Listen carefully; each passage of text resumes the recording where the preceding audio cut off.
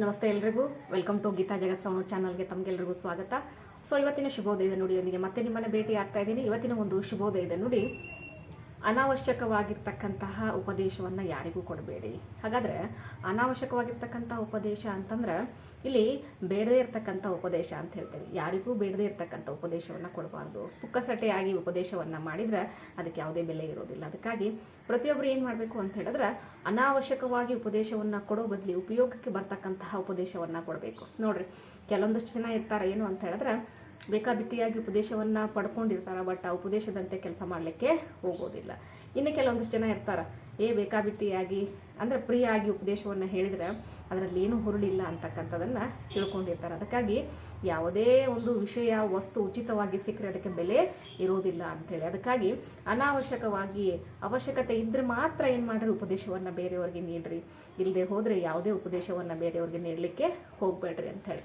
ನೋಡ್ರಿ, ಕೆಲವೊಂದಿಷ್ಟು ಜನ ಇರ್ತಾರೆ ಏನು ಅಂತ ಹೇಳಿದ್ರೆ, ತಮ್ಮ ತಪ್ಪನ್ನು ನಾವು ಹೇಳ್ತಿರ್ತೇವೆ, ಹೀಗಾಗಿದೆ ಸರಿ ಮಾಡ್ಕೋ ಅಂಥೇಳಿ ಏನಾದರೂ ಉಪದೇಶವನ್ನು ಹೇಳಿದಾಗ ಏನು ಮಾಡ್ತಾರೆ ಅಂತ ಹೇಳಿದ್ರೆ, ನಿನ್ನ ತಪ್ಪನ್ನು ನೀನು ಮೊದಲು ಸರಿ ಮಾಡ್ಕೋ, ಆಮೇಲೆ ನನ್ನ ತಪ್ಪನ್ನು ತಿದ್ದಿ ಹೇಳುವಂತೆ ಅಂಥೇಳಿ ಇಂತಹ ಮಾತುಗಳನ್ನು ನಾವು ಕೇಳಬೇಕಾಗ್ತೈತಿ. ಸೊ ಆ ಸಂದರ್ಭದಲ್ಲಿ ಏನು ಮಾಡಬೇಕು ಅಂತ ಹೇಳಿದ್ರೆ, ಬಹಳ ವಿಚಾರ ಮಾಡಿ ಏನು ಮಾಡಬೇಕು, ನಾವು ಬೇರೆಯವ್ರಿಗೆ ಉಪದೇಶವನ್ನು ಮಾಡಬೇಕಾಗ್ತೈತಿ.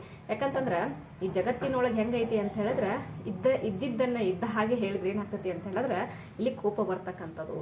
ಅಂದ್ರೆ ತಪ್ಪನ್ನ, ಆಮೇಲೆ ಕೆಟ್ಟದ್ದನ್ನ, ಕೆಟ್ಟ ಯೋಚನೆಗಳನ್ನ, ಅಂದ್ರೆ ಸತ್ಯವನ್ನ ನಂಬಲಿಕ್ಕೆ ಯಾರು ಸಾಧ್ಯ ಏನಪ್ಪಾ ಅಂದ್ರೆ ಸಿದ್ಧರಿರುವುದಿಲ್ಲ. ಇದ್ದಿರ್ತಕ್ಕಂಥ ಸತ್ಯವನ್ನ ಹೇಳಿದ್ರೆ ನಂಬಲಿಕ್ಕೆ ಸಿದ್ಧರಿರೋದಿಲ್ಲ. ಅದಕ್ಕಾಗಿ ಅಂಥವರಿಗೆ ಉಪದೇಶವನ್ನ ಕೊಡೋ ಬದಲು ಏನು ಮಾಡಬೇಕು ಅಂತಂದ್ರೆ, ಉಪದೇಶವನ್ನ ಕೊಡಬೇಕಾದ್ರೂ ಸಹಿತ ಏನಾಗಿರ್ಬೇಕು ಅಂತ ಹೇಳಿದ್ರೆ, ಅವರು ಉಪದೇಶಕ್ಕಾಗಿ ಕಾಯುತ್ತಿರಬೇಕು. ನಮ್ಮ ಒಂದು ಉಪದೇಶಕ್ಕಾಗಿ ಕಾಯ್ತಿರ್ಬೇಕು. ಆ ರೀತಿ ಇದ್ದಾಗ ಮಾತ್ರ ಉಪದೇಶವನ್ನ ಕೊಡಬೇಕು. ಬೇಕಾಬಿಟ್ಟಿಯಾಗಿ ಉಪದೇಶವನ್ನು ಕೊಟ್ಟಾಗ ಏನಾಗ್ತೈತಿ, ಅದಕ್ಕೆ ಯಾವುದೇ ಒಂದು ಬೆಲೆ ಇರೋದಿಲ್ಲ. ಸೊ ಅದಕ್ಕಾಗಿ ಪ್ರತಿಯೊಬ್ಬರು ಏನು ಮಾಡಬೇಕು ಅಂತ ಹೇಳಿದ್ರೆ, ನಿಮ್ಮ ಕೆಲಸಗಳನ್ನು ನೀವು ಮಾಡಿಕೊಡ್ರಿ. ನಿಮ್ಮ ಒಂದು ದಾರಿ, ನಿಮ್ಮ ಕೆಲಸ, ನಿಮ್ಮ ಗುರಿ, ನಿಮ್ಮ ಸಂಸಾರ, ನಿಮ್ಮ ಒಂದು ಏನಪ್ಪ ಅಂದ್ರೆ ದೃಷ್ಟಿಕೋನ ನೇರವಾಗಿರಬೇಕು. ಸೊ ಬೇರೆಯವರನ್ನು ಸರಿ ಮಾಡಲಿಕ್ಕೆ ಹೋದಾಗ, ಬೇರೆಯವರಿಗೆ ಉಪದೇಶವನ್ನು ಹೇಳಲಿಕ್ಕೆ ಹೋದಾಗ ಏನಾಗ್ತೈತಿ ಅಂತ ಹೇಳಿದ್ರೆ, ನಿಮ್ಮ ದಾರಿಗಳಲ್ಲಿ ಕಲ್ಲುಗಳು ಮುಳ್ಳುಗಳು ಬಂದು ಕುತ್ಕೊಂಡ್ಬಿಡ್ತಾವೆ. ಸೊ ಅದನ್ನು ಸರಿಪಡಿಸೋರು ಯಾರು?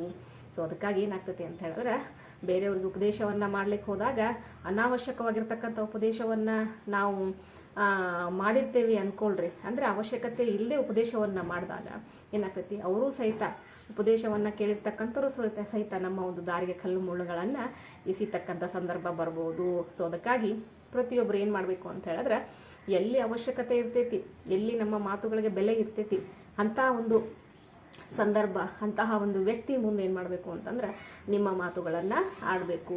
ನಿಮ್ಮ ಮಾತುಗಳಿಗೆ ಬೆಲೆ ಇಲ್ಲ, ನಿಮ್ಮ ಉಪದೇಶಕ್ಕೆ ಬೆಲೆ ಇಲ್ಲ ಅಂಥದ್ದು ಕಂಡು ಬಂದರೆ ನೀವೇನು ಮಾಡಬೇಕು, ಅಲ್ಲಿ ಎಷ್ಟು ನೀವು ಉಪದೇಶವನ್ನು ಮಾಡಲಿಕ್ಕೆ ಹೋಗಬಾರ್ದು. ಸೊ ಅದಕ್ಕಾಗಿ ನೋಡ್ರಿ, ಪ್ರತಿಯೊಬ್ಬ ವ್ಯಕ್ತಿನೂ ಸಹಿತ ತಪ್ಪು ಮಾಡಲಿಕ್ಕೆ ಹೋಗ್ತಿರ್ತಾನೆ. ಸೊ ತಪ್ಪು ಮಾಡ್ತಾ ಇದೆಯಾ ಅಂತ ಹೇಳಿದ್ರೆ ಅವನು ಯಾವತ್ತೂ ಮಾತು ಕೇಳೋದಿಲ್ಲ.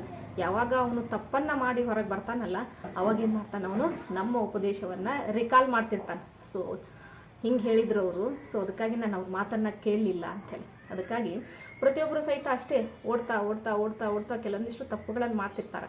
ನಾವು ತಪ್ಪುಗಳನ್ನು ಮಾಡ್ತಿದ್ದೀವಿ ಅಂತ ಹೇಳಿದ್ರೆ ಅವ್ರು ಏನು ಮಾಡೋಂಗಿಲ್ಲ ಅಂತಂದರೆ ಕಿವಿಗೆ ಹಾಕ್ಕೊಳೋದಿಲ್ಲ. ಸೊ ಅದಕ್ಕಾಗಿ ನೀವು ಸಹಿತ ನಿಮ್ಮ ಅತ್ಯಮೂಲ್ಯವಾಗಿರ್ತಕ್ಕಂತಹ ಸಮಯವನ್ನು ಬೇಕಾಬಿಟ್ಟಿಯಾಗಿರ್ತಕ್ಕಂಥ ಉಪದೇಶಕ್ಕೆ ಎಂದು ಕೊಡ್ಲಿಕ್ಕೆ ಹೋಗಬೇಡ್ರಿ. ಸೊ ಇದು ಯಾವತ್ತೂ ಉಪಯೋಗಕ್ಕೆ ಬರೋದಿಲ್ಲ. ಸೊ ನೋಡ್ರಿ, ಬೇಕಾದರೆ ನೀವು ಟೆಸ್ಟ್ ಮಾಡಿ ನೋಡ್ರಿ, ಯಾರಿಗಾದ್ರೂ ಏನಾದರೂ ಸಜೆಷನ್ಸ್ ಮಾಡಿರಿ, ಬಟ್ ಅವ್ರು ನಿಮ್ಮ ಸಜೆಷನ್ ಒಪ್ಕೊಂಡಿರಂಗಿಲ್ಲ.